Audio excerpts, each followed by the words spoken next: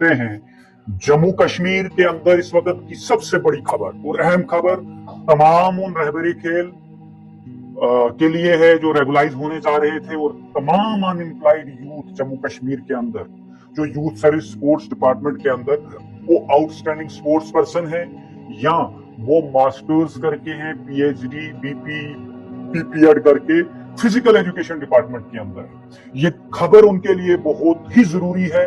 इसलिए जरूरी है कि जो रहबरी खेल पॉलिसी 2017 में बनी, 19 में रिक्रूटमेंट हुई और आज सतीश शर्मा ये कह रहे हैं कि मैं उनको रेगुलाइज करने जा रहा हूं और जितनी भी पोस्टें क्रिएटेड पोस्टें हैं उन क्रिएटेड पोस्टों को उनको दे रहा हूं और जो प्रमोशनें होने जा रही हैं उन प्रमोशनों में जितनी वैकेंसीज क्रिएट हो रही वो भी रहबरी खेल को देने जा रहा हूं। वहीं पे रहबरी खेल के अगेंस्ट कुछ बच्चे जिनका फ्यूचर स्पॉइल अगले आने वाले 10 साल में होना था, वो ऑनरेबल हाई कोर्ट का दरवाजा खटखटाते हैं। ना उनको सतीश शर्मा सुनता है और ना ही उनको कमिश्नर सेक्रेटरी शाहिद इकबाल चौधरी साहब सुनते हैं, ना ही डायरेक्टर सुनती है।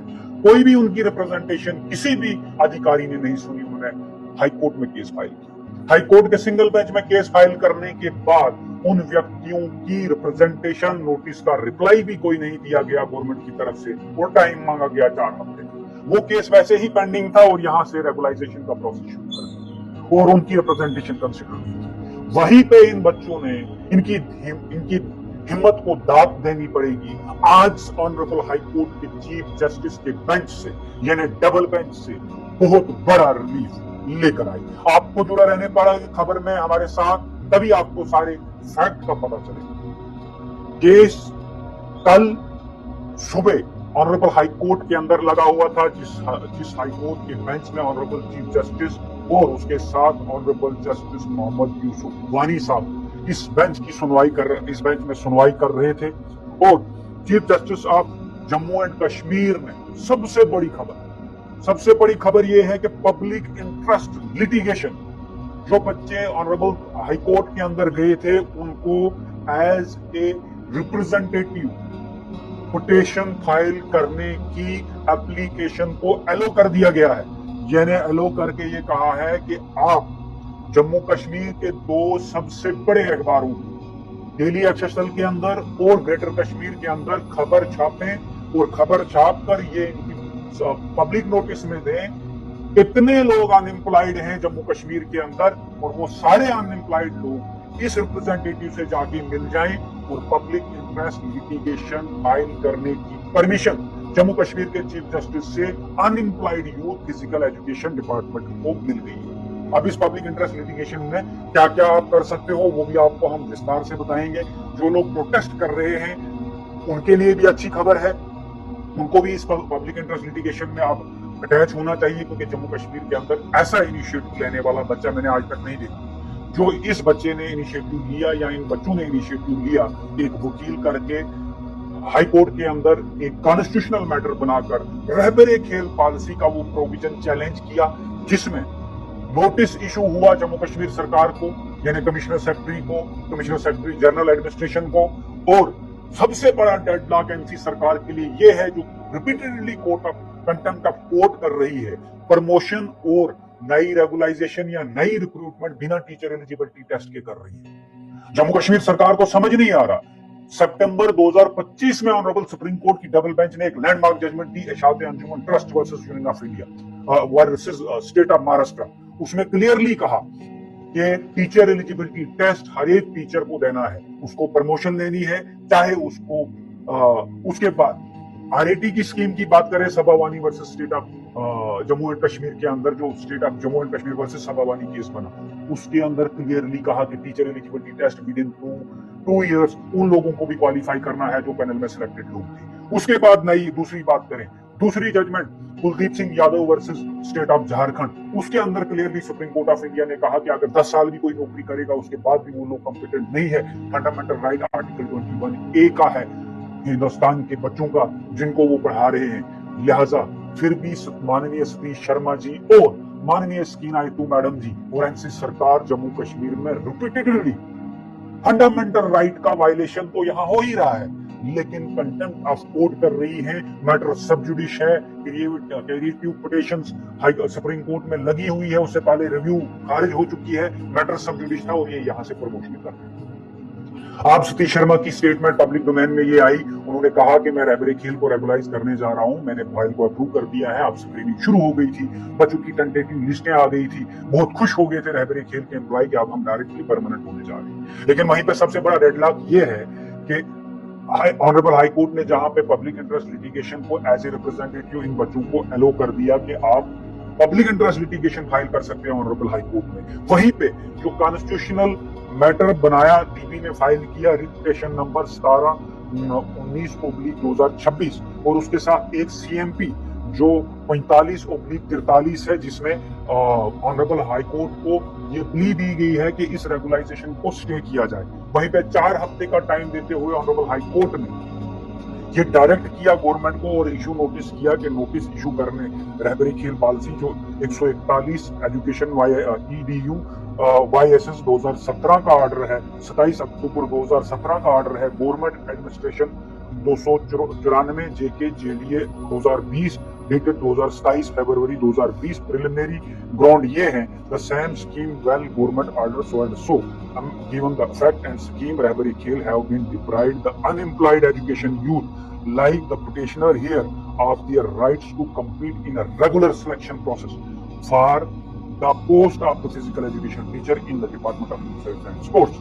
अब क्लियरली कहा हाई कोर्ट ने कि ये अफेक्ट कर रही है पॉलिसी, ये यूथ का कहना है। आप इसका जवाब immediately within 4 week Jammu Kashmir High Court के डबल बेंच में फाइल करें और 4 वीक के अंदर रहबरे खेल की पॉलिसी जो है वो ऑनरेबल हाई कोर्ट में चैलेंज हो चुकी है, अनएम्प्लॉयड यूथ ने की है और उसके बाद जो इंटरिम रिलीफ इनका है वो इंटरिम रिलीफ जो है वो इंटरिम रिलीफ उसके बाद इनको मिलेगा।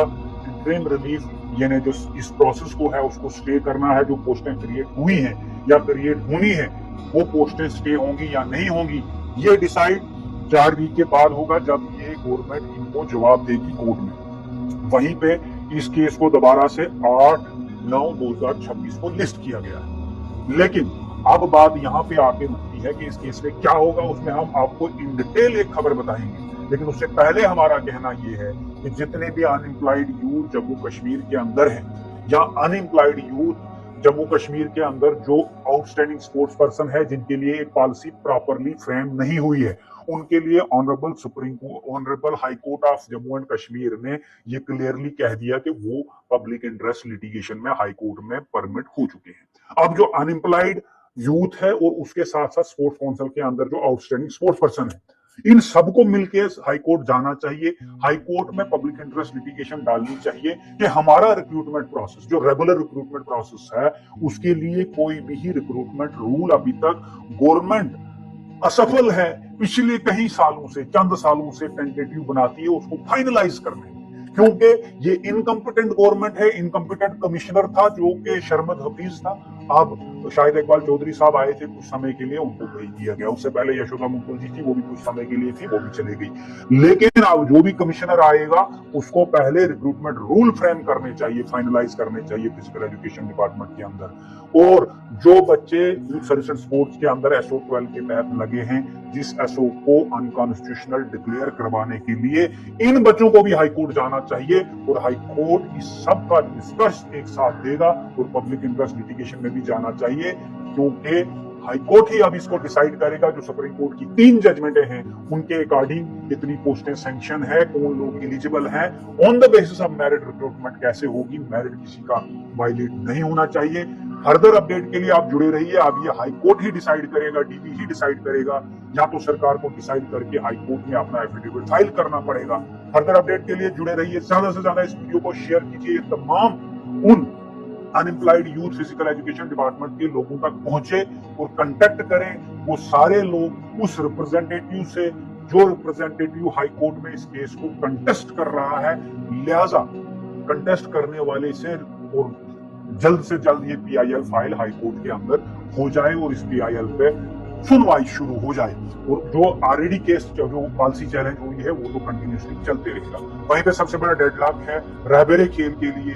लेकिन रहबरे खेल को भी जो जनवन कैंडिडेट हैं, जो एलिगेशन हाई कोर्ट में लगे हैं कि ये बैकडोर एंट्रीज हैं, उन जनवन कैंडिडेट को भी अपना पक्ष रखने के लिए हाई कोर्ट जाना चाहिए कि हम जनवन हैं, हम एग्जाम क्वालिफाई कर सकते हैं, हमें इन जो बैकडोर एंट्रीज हैं या जो लोग यहाँ कॉम्पिटेंट नहीं है उनके साथ ना जोड़ा जाए।